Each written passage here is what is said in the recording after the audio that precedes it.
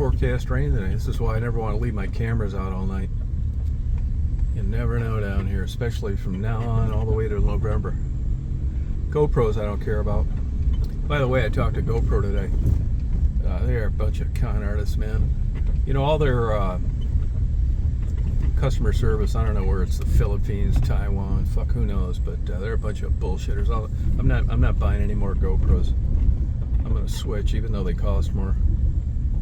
See these deer up here?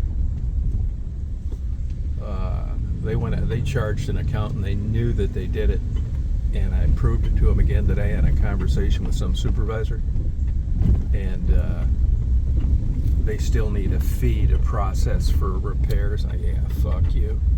I told him to stick it up his fucking ass. He's got a brand new marketing rep in Georgia.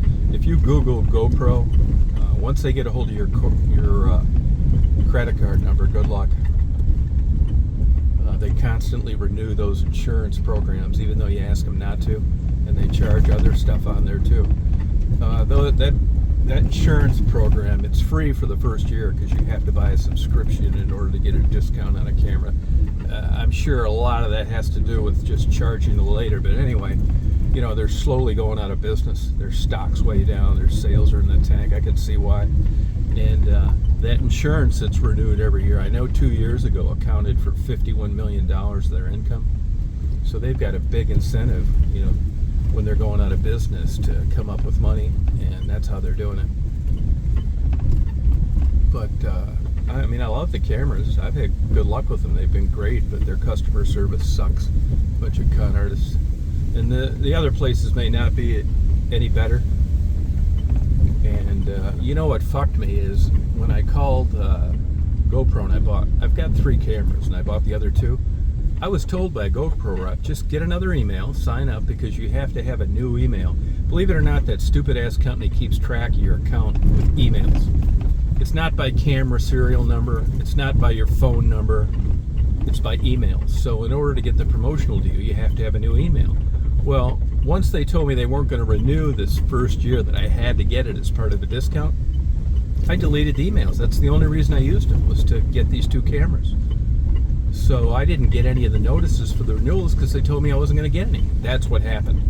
And unfortunately, instead of coming through PayPal, they came out of a bank account. And I just didn't catch it, to be honest with you. Motherfuckers. Now, if I had a company, unless I was going out of business and needed the money, and once I realized all you got to do is go back and look at the accounts. Why would I have 3 accounts on 3 cameras when you only need 1? And why would I only buy all the accessories, which is like a 10% discount, through the 1 account that I expected to be renewing? They can go back and look at that. They know that's true and still don't want to make good on it. So up their ass. I bought one of those big, porch shades, you know. They're like $120. And when I get up in the morning, from this time of the year all the way till around November, I got an idea. I won't go get coffee as much as I do now. You know, I use any excuse I can to go do it. But the biggest excuse I have is even when it's cooler out, like even in the winter, from about, you know, it's 9 then, but now it's like 7:30 till 11:30, I get absolutely broiled on that front couch. You know, part of the problem is 15-foot ceilings. So I figured I'd get one of these shades. You know, that's what they use them for. The same thing they use in restaurants when you got a sun setting and you got a restaurant, you got big windows. They use similar shades. This is a little different, and I'm going to mount that. Anyway, I bought one last night, and I talked to the guy. I said, is the mounting material in here? Oh, yeah, definitely. Well, as it turns out, there's 2 ways to mount them. You can mount them on the wall, you can mount them on the ceiling. Well, I'm going to mount mine from the wood on the roof, the underneath of the wood for the overhang of the porch. So I had to take them apart, which is no big deal, and switch this mechanism so I can hang it from the top. But sure as shit, there isn't mounting hardware for either way. The guy didn't know what the hell he was talking about. And since I didn't know what size the holes were of the brackets, it wasn't listed on the package, I didn't want to guess. So here I am making another a trip to get mounting hardware that they said was in the package. I mean, nobody knows what the hell they're doing anymore. And what else was I going to tell you? Man, I've been killing it on property down here. I bought quite a bit of properties about a year after I moved here. It's selling for double and triple. I just sold some for 5 times more than I paid for it a year ago. So I'm going to make a couple purchases on some bigger acreage and hope for the best. I don't expect this bubble to keep on going like the Florida deal.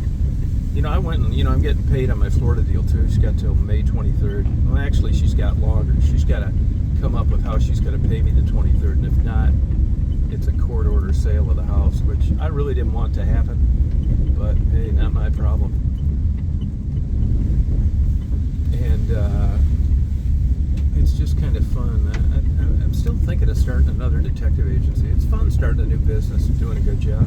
I'll tell you, if the detective agencies out there are anything like the rest of the business with employees and stuff, man, I'm not worried at all about competition. I'm a fanatic about doing a good job. In all my years as a PI in any state, Indiana, Ohio, Michigan, Florida, South Dakota, Wisconsin, I never had a complaint from anybody. And it's because I did the right thing, man. No bullshitting around. And it's fun getting a business where you're appreciated and you do a good job. And it was hard enough back then, but now, if it's like that with detective agencies, shit. My best advertising out there is my competition. But I'm just a little reluctant to pull the trigger because I don't want to deal with employees. Really, I don't. If I could get good ones, I would, but that's hard to do. I see they're working on the BP gas station down here. That shouldn't take too long. There was cops out here this morning at this chicken plant, and they were out of their car with their lights on. I don't know what the hell that could about. They were standing near a trailer. One of the trailers, or not a trailer, yeah, an enclosed trailer, like a milk thing when they put that Roundup feed in. I don't know what the hell could have been going on there. I mean, they do park trailers there. I don't know if they're loaded or unloaded or somebody stole one or what. I'd like to know, though, just for the hell of it.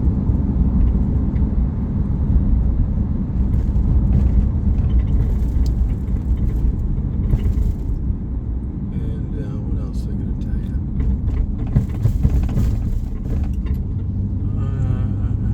The mower's ready. $628. It has an electric PTO clutch. I don't know if anybody out there deals with these zero turns. I never used them until I came down here. We got a Bobcat one, and it's a great piece of equipment. It really is. We had a Bobcat skidster too. Sold it. And you read all sorts of stories. How many hours you should get on a PTO. It's not mechanical, as I said. It's electric. That cutting tall grass affects them, and engaging. There's a whole slew of opinions on when you engage the PTO, whether it's at low RPMs, middle, high, who knows. I'm going to find out tomorrow when I go pick it up. I mean, I have cut some tall grass before, but I mean, I've read other places with sharp blades, a maintained piece of equipment, and going slow. It's not like it's cutting out like a push mower, So I don't know. I asked the guy, and I said, it's 5 years old. If I had to guess, 400, maybe 500 hours on it. And then you go up and you look up on a website or a blog about maintenance things. There's guys on there that had their electric PTO clutches go on Bobcats, the same kind I've got, at 100 hours, 150, 400, 500. Then you got other guys that have got 2,000 hours on them with the original PTO clutch. So I don't know what the hell to believe. I really don't. I mean, my days of cutting tall grass are over because, mine wasn't cut in a couple of years, and I did cut it with that Bobcat. And I also cut those trails back there near the pond, which involves some big-ass, long, hard-to-cut grass. But, I went slow and stuff. So I don't know what the hell to believe.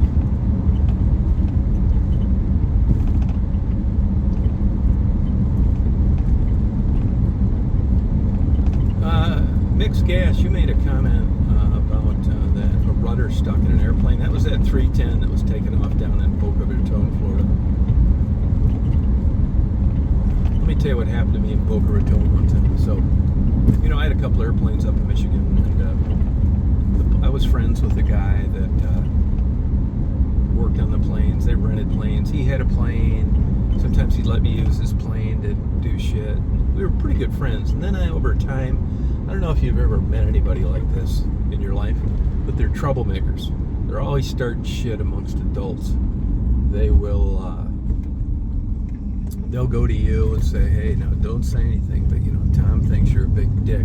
Don't say anything, Then they'll go to me and it's like, hey, John thinks you're a big dick. You're thinking, wonder why you think that, And before you know it, he's got people not talking to each other and arguing. Once I figured that out, I just had nothing to do with the guy. But anyway, this is the guy. So I didn't know this at the time. So he had a 172, an old straight wing 172 Skyhawk. And I used to use it from time to time. I probably put 100 hours on it for different things. My plane was getting work on. Someday a girl wanted to go up to Mackinac Island, and I was waiting for a part. Just all sorts of reasons. Nice, easy plane to fly. So he had been flying 172s his whole life. And he was one of those guys that had a license when he was like 16 on his 16th birthday. Dad was a pilot, family was into it, all that kind of shit. And I had sold my airplanes and I was living down in Florida, so he said, hey, I'm going to be coming, I want to come down and visit you. Why don't you go get checked out in a flight school? And we'll rent a 172 and we'll go down to Key West. It's like, yeah, okay, that sounds good. Well, it's a lot of bullshit going to flight schools. I mean, man, if I owned a flight school, I'd be so reluctant about renting planes to people I didn't know. And back then it was the same way. You got these young guys, and I was probably maybe 45, 50 at the time, young instructors, and they're the guys responsible for checking you out. Even though I had a bunch of time, it's not like a demanding plane in 172. I wondered, how much bullshit am I going to need to go through in this fucking thing? They want to, start giving you lessons, even though you got 50 times more experience than they do. You don't do this, you don't do that. A couple more hours, we'll feel comfortable. It's like, yeah, fuck that. So anyway, I go down there and go to this place, and I get this young guy, just like I thought. They got this checkout procedure, and they basically, you take them flying, and they see if you can do it or not. So we take off, and we're fucking around down West Palm Beach, and I'm flying the thing, and he's go east, when east, go west, could you do some slow flight? Yeah. What would you do right now? Pulls the engine back, peel off your engine, some shit like that, And then he said, let's go do a couple touch and goes, let's see how you do. So we did a couple touch and goes. I mean, like I said, this isn't a demanding airplane. It wasn't like a real crappy day. I had a bunch of time in 172s, and I flew, I remember it was a little less than a half hour. He said, hey, I'm checking you out, and you did fine, no problem. I thought, wow, this is great, So I get checked out in this 172, and my buddy comes down. In the wintertime, it's almost nice weather all the time. We take off in this 172. And on the way down there, this shows you what a small world it is. These airplanes are usually owned by other people, and they lease them back to flight schools. So we're fucking around, and I remember those rays you see swimming in the water. The water's so clear down there. The water starts to get really clear in Florida at about Cocoa Beach. We see those, and you see dolphins, all sorts of cool shit. And we're flying low and fucking around. We're, down around Marathon and stuff like that. And we're low, but back then it wasn't that big a deal. Going over houses low, just having a good time. Right? So we get down to Key West, and we spend a couple days down there. And this 172 that I rented had a bigger engine than the one he had, so I expected more fuel burn. And I think we burned like a half tank going out of Key West. It wasn't that far, but we were fucking around a lot. High power settings, steep banks, climbing up after, diving, that kind of shit. And the fuel gauges on airplanes, you basically predicate everything on time and distance, how many takeoffs, landings, that kind of shit. because the fuel gauges themselves are just kind of a double confirmation. On a 172, they're up in the wing, they're round, and they're float fuel gauges, so they're flopping around all the time. Half bounces up to 3/4. I don't know of anybody that depends on those to determine how much fuel they actually have. It's just kind of like when you get in the thing and you asked them to fill it up before you rented it, is it filled up? It's one of those kind of deals. And I knew that one was filled up when we took off because the damn tanks were pegged at full, kind of past full. And I knew, just kind of rough calculations, that it was about right, half. And that was given a margin of error for burning more fuel because it was a bigger engine. So we take off from Key West, same shit, fucking around, And we're coming back, and I said, we ought to get some fuel in Homestead. That's down the southern part, down near Miami. And he said, no, we got plenty of fuel.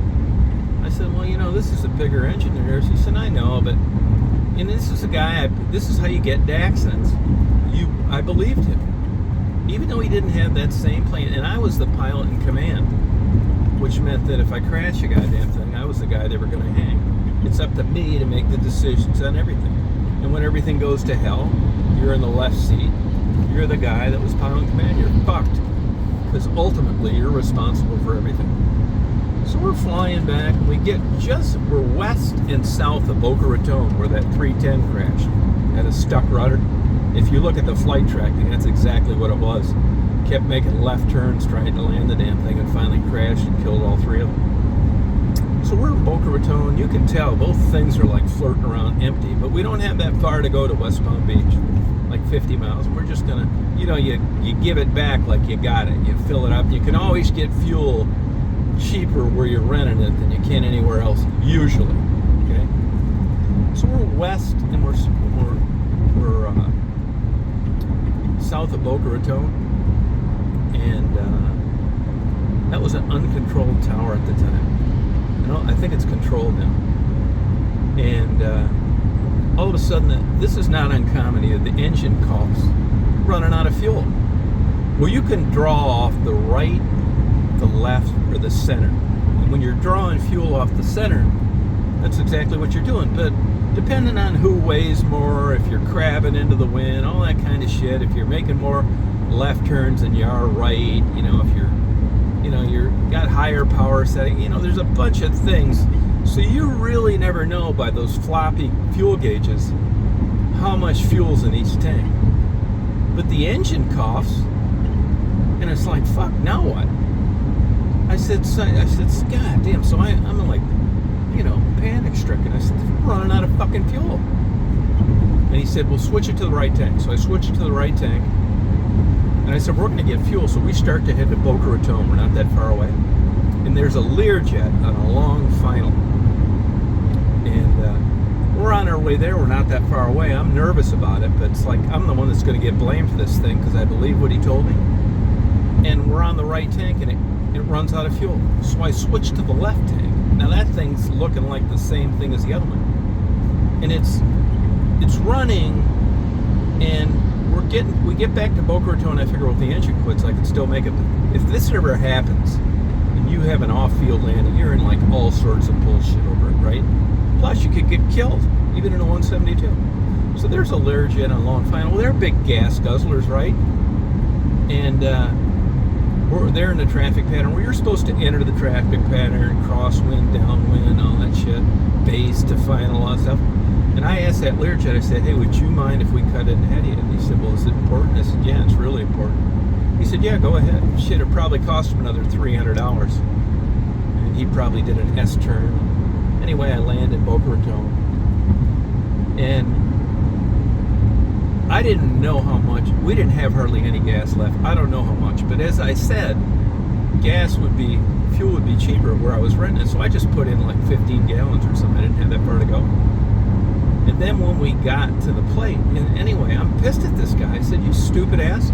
If you didn't know how much fuel on, you just fucking say so. And then we get in a big argument about it. About came to blows.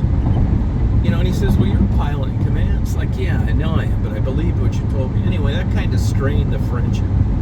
And then we get back to the place and I fill it up, and it was like the total amount of fuel. So I was almost out of fuel in both tanks. I don't know how much left, maybe a half gallon, shit, I don't know, maybe a gallon, I don't know. But I do know the engine ran fine up until I landed when I taxied. But then when we get back, it's like, you know, you fill up the thing, it's like 54 gallons or whatever, both tank maximum filling, you know what I mean? It's like, god damn. But we'd have had to pay that anyway. But I almost ran over fuel, and we were low at the time too. You know, the airspace down there is super congested. A lot of it's controlled. You're trying to stay out of it.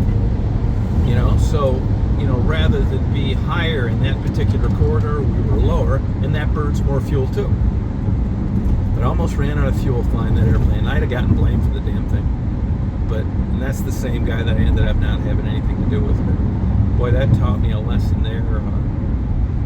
I'll tell you another thing. He had a party at his house one time. And it was a private airfield in Grass Lake, Michigan. There's about like 15 people there in different kinds of airplanes. And at the time I had a Tri-Pacer. And I had a Tri-Pacer. I don't know if I had a Cherokee 6. I had two of them for a while. Anyway, I flew the Tri-Pacer out there. And, you know, people want to ride. You're giving people rides and that kind of stuff. Now, mind you, this is just one of these places where your house is backs up to, like, most of the time a grass strip. You know, but it's maintained, it's rolled, there's drainage, you know, it's just a good place. So you can have your own little hangar in your house. Like this guy did, he flew to work every day. You know, and there's probably maybe, I think back then there were like 16 houses, and there were still lots that hadn't sold, that kind of thing. So they're cooking and stuff, you know, no control. You're still supposed to, like, enter the pattern and all that stuff, left traffic, all that kind of bullshit, which I was doing. So I take a flight instructor's kid wants to go for a ride. I remember him saying to me, he said, well, I don't really normally let, you know, what was her name? Tina. I don't normally let Tina go with people, but I trust you. Yeah, go ahead and take her for a ride. She's like 14, something like that. So I take her for a ride, we go up, and then we fly around a little bit, you know. So I'm coming in, and I'm on final approach. No big deal, little plane, little thing. It's not like I'm going in some big demanding task to flying. And I just happened to catch out of my right side of my vision. I'm getting ready to flare, to land. And I just happened to see something out of the right. And I went around. I canceled the landing, I went around. And as I went around, I banked right away so I could see what it was. You know, sometimes you think you see things. You know what it was? It was two kids on a four-wheeler that were riding on the runway that were part of that summer party. Like 12, 11. I mean, they came about 5 feet from getting their heads chopped off with the prop. If it would have been another few seconds, now, what would they have done in a deal like that? Was it my fault? Well, no, because, you know, you can't see through the floor. And, you know, I was on final and I was announcing my positions. But man, what a tragedy that would have been. God damn, man. So you just never, everybody saw it there too. You know, and it was just like from then on, like, you know, if there were any planes, which really didn't make sense because other people live there. I mean, they don't know you're having a thing, but they went and chewed all the kids' asses and told them, you know, you can ride these things, but do not go out there. And then they put up a couple of orange cones and, you know, you can't go out on the runway. You got to ride them someplace else. But I've had a few close calls over the years. Crazy, isn't it?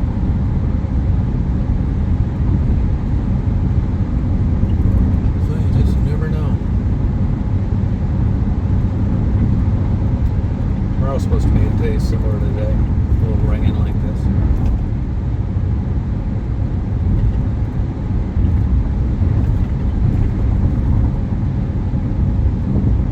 I got a good book today, Geology of the Planets, you know, where they've taken samples. It's an older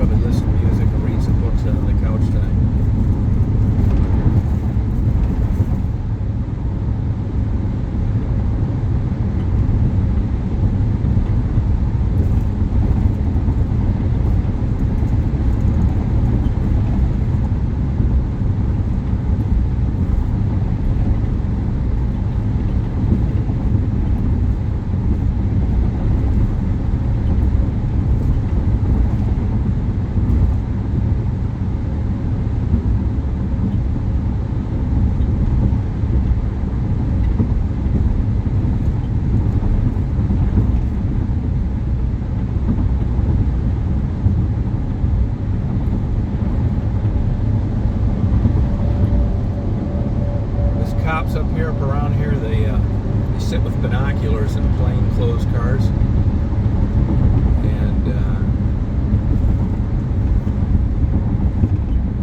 And see if you're touching your phone. Believe that shit? Believe me, I know from experience. I got a ticket.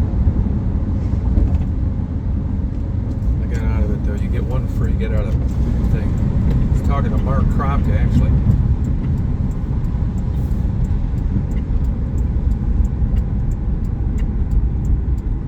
I can't figure out, and I don't care one way or the other. I mean, it's nice that people want, my channel's always been about uploading things that interested me. It's been that way from day one. Even with the prostitute things, I mean, that was fun. I had a good time doing it, but it wasn't like I chased views and subscribers and any of that bullshit because some videos went viral. I could care less. I hope I never get another one, to tell you the truth. It's a pain in the ass. But anyway, I upload what I like, and as you can tell, if you watch things that are uploaded, there's all sorts of shit that I like, and it was like this before, during, and after, which is now 99% of my videos nobody watches. I mean, not all that subscriber bullshit was over prostitute interviews. It just was. I don't care if it was or not, but that's how it happened. It wasn't because any great, super interesting content. But one thing that I'm a little bit surprised of, if you look around YouTube, you got all these fake sound machines making all these bullshit sleep tapes. They're looping, they're machines, and it's not real. I put up all these audio recordings of birds and frogs and all this shit. Real. None of it's fake. Most of the time I edit out the bullshit, if there's a car going by or something. And nobody listens to them. I don't know whether there's too much competition or I'm not going to put some fancy thumbnail on there just to get more views. I don't know whether that's it. When they see audio in a big black square, they just say screw it. I don't really know. But nobody watches those things or listens to them, and I thought people liked them and liked to go to sleep. I mean, I listen to them, my own things. So I just find there's so many weird things with YouTube. You just can't figure out what's what. I see places, they got ones that are fake, fake insects and stuff like that. Damn electronic frogs with 10 million views. Mine's real frogs, 10 times longer. And nobody's listening to them. What the fuck? Do you guys know? Would you have a guess on this? You come here in the morning and you can't even get a place to park. I'm not shitting you. Now, this is really slow tonight.